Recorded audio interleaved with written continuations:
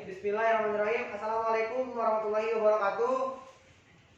Salam sejahtera bagi kita semua. Tapi pun yang kami hormati Bapak Ibu dosen Manajemen Tanaman Perkebunan 2 D3 Perkebunan Politeknik Lampung. Saya bersama rekan-rekan di sini akan menyampaikan sebuah laporan hasil pengerjaan selama 1 semester penuh, yaitu laporan Manajemen Tanaman Perkebunan 2, sebuah perusahaan yang bergerak di bidang tanaman kelapa sawit. Beranggotakan yang pertama ada Putu Adriana Sugawa, kemudian Gaji Muhammad Rumi, Komang Riyadriani, Rizky Aji Perkasa, Sandi Ramadhani, Sigit, kemudian Suryadi Putra B, dan Tirta Handayani. Baiklah, ini adalah hasil laporan kami. Terima kasih. Di sini saya akan menjelaskan visi dan misi dari perusahaan kami. Visi perusahaan kami yaitu menjadi perusahaan perkebunan yang unggul dan berdaya saing global dengan menjunjung tinggi nilai-nilai kemanusiaan guna mencapai kebermanfaatan. Dan perusahaan kami memiliki misi yaitu melakukan pengadaan kelapa sawit yang berkualitas dan berkelanjutan, meningkatkan kemampuan kesejahteraan sumber daya manusia. Dan perusahaan kami berjalan di bidang usaha yaitu perkebunan, berdiri pada tanggal 20 Maret 2020, beroperasi di wilayah Kalimantan Tengah dan memiliki luasan lahan 1000 hektar.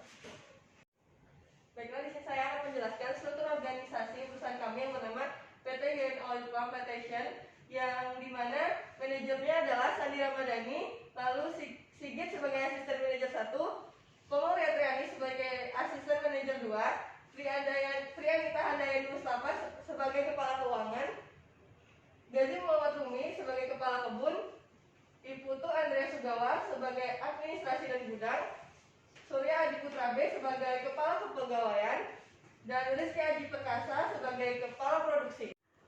Baiklah, saya akan menjelaskan kegiatan di dalam perusahaan kami. Ada 10 kegiatan dalam perusahaan ini. Yang pertama yaitu survei lahan yang dilakukan sebelum perusahaan ini dibuka. Lalu yang kedua itu pembukaan lahan, selanjutnya ada pengolahan lahan. Kegiatan selanjutnya yaitu sarana prasarana.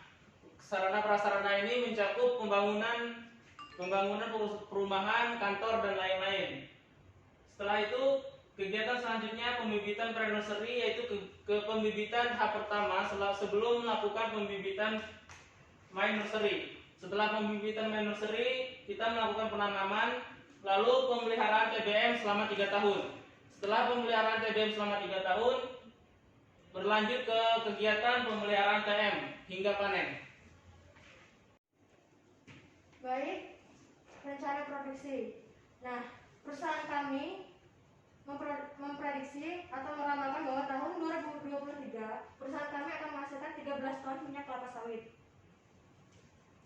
Kemudian untuk market space dan market share, ini adalah data yang diperoleh di Provinsi Lampung, di mana perusahaan kami tidak memiliki peluang di Provinsi Lampung.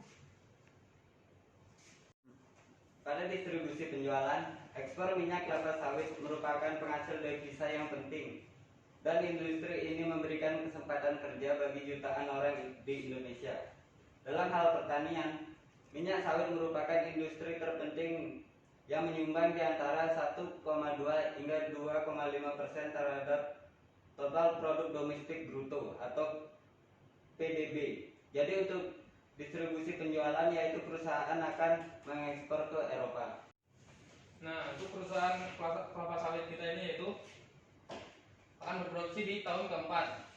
Nah, untuk tahun pertama, kedua, dan tiga ini masih fase TBM. Nah, untuk NPV 15%, untuk NPV dari diskon faktor 15% itu totalnya yaitu mencapai 92 miliar, sedangkan untuk NPV diskon faktor 30% itu mencapai 34 miliar.